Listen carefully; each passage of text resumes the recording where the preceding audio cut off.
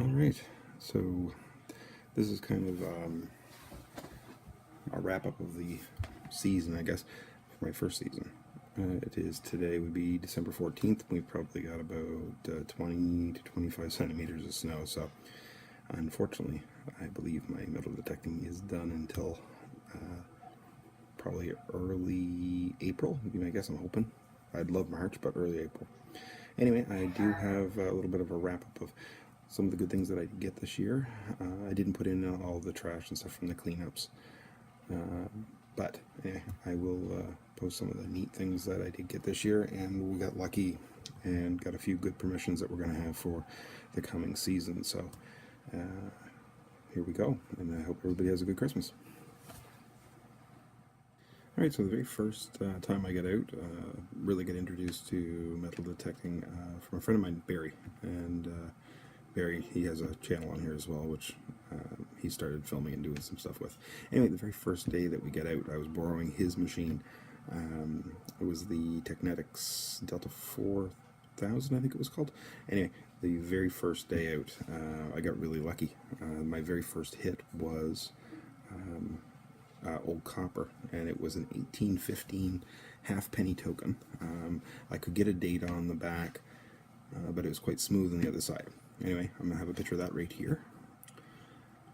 Then not too long after that, within probably about a half hour after getting the halfpenny token, I got big silver, and I ended up getting my first 50-cent piece. I believe it was a 1943 Canadian 50-cent piece. Really lucked out on that day. After that, we did get a few other little things, but these were the two biggies on my very first experience out. And once that happened, that hooked me. And it wasn't long after that before I started to acquire some of my own equipment. That was my first experience out, and since then I've been hooked.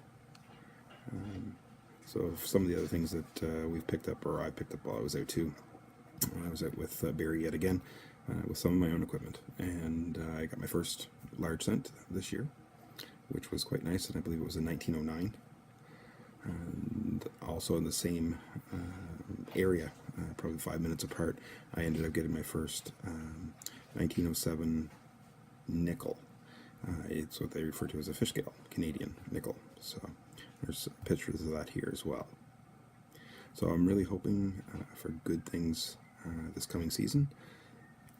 Being that we are on the St. John River Valley, being that our ground here is very old, we have a short season for looking.